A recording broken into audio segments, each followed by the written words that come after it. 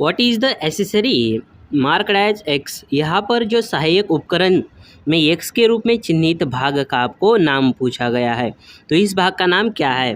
Face plate है, angle plate है, catch plate है या ड्राइविंग प्लेट है? जो आकृति में आप यहाँ पर यह आकृति देख रहे हैं, इस भाग का नाम आपको पूछा गया है या प्लेट का नाम पूछा गया है। यह कौन सी प्लेट है? तो यहाँ पर यह जो प्लेट है यह कौन सी है? यह कैच प्लेट के नाम से जानी जाती है। तो चलिए ऑप्शन नंबर यहाँ पर हमारा सी बिल्कुल करेक्ट हो जाएगा। ऑप्शन अब देखते हैं क्वेश्चन नंबर 62।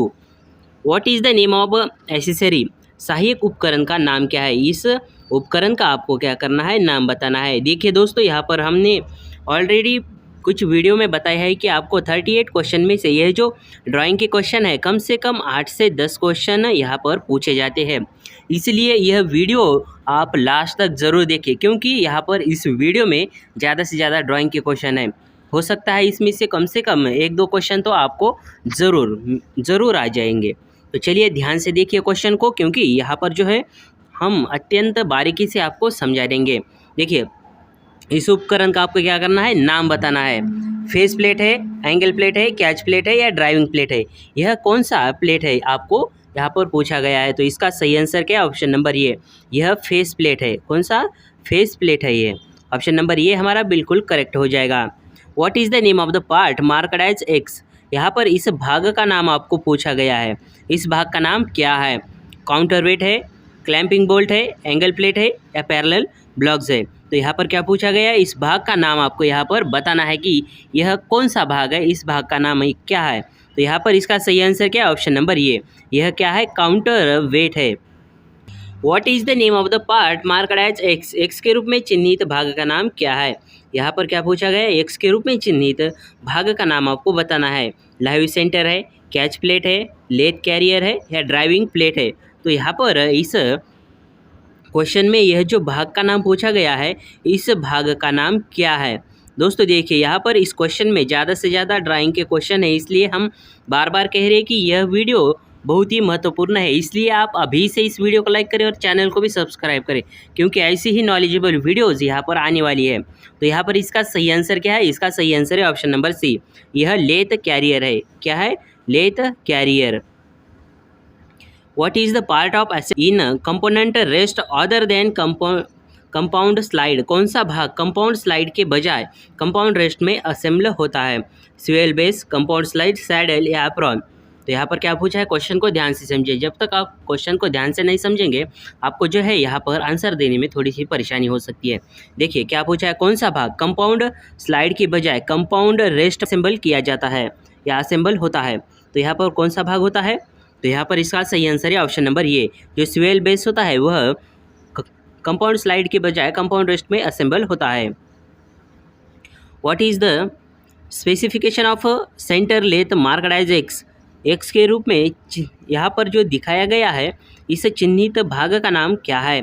यानी यह जो लेथ का सेंटर है, वहाँ से यहाँ पर बेड तक की जो दूरी है, इस दूरी को क्या कहा जाता है? Swing over bed, diameter of the work, swing over carriage या size of a spindle bore? तो यहाँ पर इसका सही आंसर क्या है? इसका सही आंसर है ऑप्शन नंबर ये, स्विंग ओवर बेड। यानी what is the specification of a centre wheel as marked as X. X के रूप में चिन्हित यहाँ पर जो विनिर्देशित चिन्हित क्या है? यानी देखिए, यह चक का सेंटर है और यहाँ से यह टेल स्टॉक के बीच का दूरी पूछा गया है। यानी यह जो चक होते हैं, चक से लेकर यहाँ पर जो टेल स्टॉक होता है उसके सेंटर तक की दूरी क्या कहा जाता है? Spindle of sine of spindle bore, the swing over bed, length of bed या लेंथ बिटवीन सेंटर? तो यहाँ पर क्या कहा जाता है? यह जो दूरी है, यह इस दूरी को क्या कहा जाता है? तो इसका जो सही आंसर है वह है option number D, length between centre इसे कहा जाता है। What is the specification of a centre lathe marked as X. X के रूप में चिन्हित खराद का कौन सा विनिर्देशित चिन्ह है? क्या पूछा है क्वेश्चन में? What is the specification of a centre marked as X. X के रूप में चिन्हित खराद का कौन सा विनिर्देशित चिन्हित है? Length of bed, swing of the swing over bed, size of spindle bore, length between centre?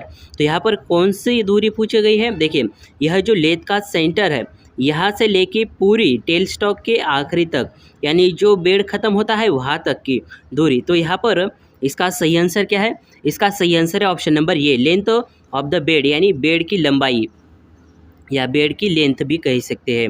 What is the name of the part marked as X? X के रूप में चिन्हित भाग का नाम क्या है?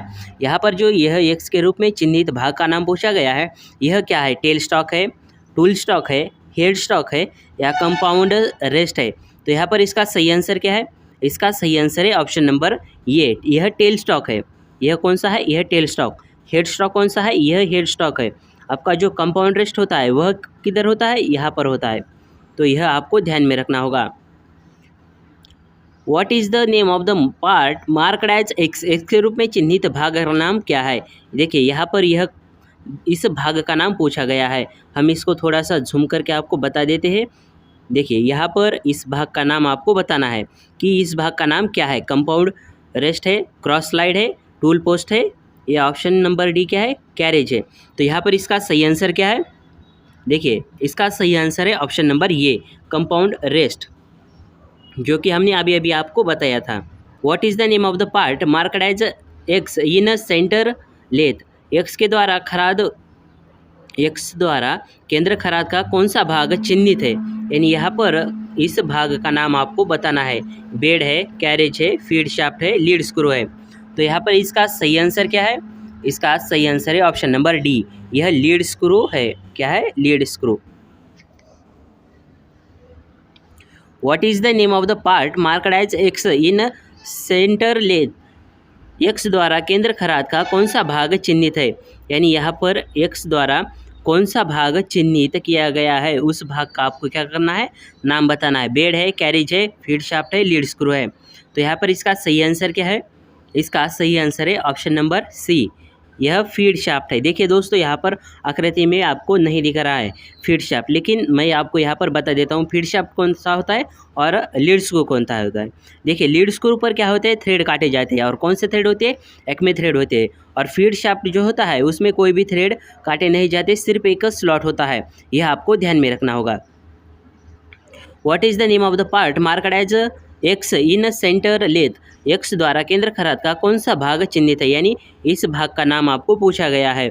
बेड है, कैरेज है, कंपाउंड रेस्ट है या क्विक चेंज गियर बॉक्स है? तो यहाँ पर यह जो भाग का नाम है, यह भाग का नाम क्या है? इस भाग को कौन से नाम से जाना जाता है? तो यहाँ पर इसका जो सही आंसर है यह है ऑप्शन नंबर बी, यह कैरेज के नाम से जाना जाता है। What is the name of the part marked as X on head stock lathe?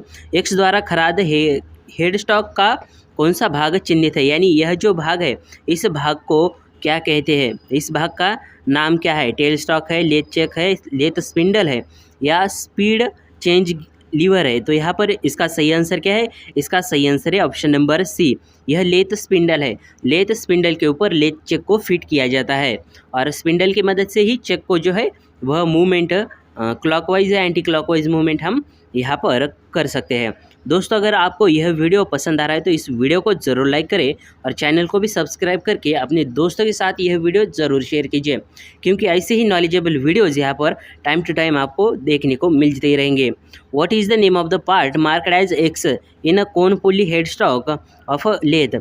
X द्वारा खराद के हेड स्टॉक कोन पुली में कौन सा भाग चिन्हित है? यानी यह जो भाग है, इस भाग का क्या करना है? आपको नाम बताना है। चेक है, पिनियन है, बैक गियर शाफ्ट है या स्टेप्ड कोन पुली है? तो यहाँ पर इसका सही आंसर क्या है? यानी स्टेप्ड, यानी यह जो स्टेप होती है यह। तो यहाँ पर इसका सही आंसर क्या है? इसका सही आंसर है ऑप्शन नंबर सी, यह बैक गियर शाफ्ट है। कौन सा है? बैक गियर शाफ्ट है। What is the name of the part marked as X in a cone pulley head stock steel lathe? X द्वारा खराद के head stock cone pulley steel में कौन सा भाग है? यानी यह चिन्हित भाग कौन सा है? यहाँ पर देखिए, यहाँ पर एक्स के रूप में चिन्हित भाग दिखाया गया है। यह क्या है? कोन पुली है, बुल गियर है, पिनियन है या चेक है? तो यह कौन सा यहाँ पर एक्स के रूप में चिन्हित भाग का नाम आपको बताया गया है? तो यहाँ पर इसका सही आंसर क्या है? ऑप्शन नंबर बी, यह कौन सा है? यह बुल गियर है। What is the name of the part marked as X in a cone pulley head stock of lathe? X head X द्वारा खराद के हेड स्टॉक पोर्टफोलियो में कौन सा भाग चिन्हित है? यहाँ पर देखिए एक्स, यहाँ पर जो एक्स के रूप में चिन्हित भाग का नाम पूछा गया है, इस भाग का नाम क्या है, यह आपको इस क्वेश्चन में पूछा गया है। बैक गियर है, हेड स्टॉक कौन पुली है, हेड स्टॉक बॉल गियर है, या काउंटर शाफ्ट कौन पुली है? तो यहाँ पर इसका सही आंसर क्या है?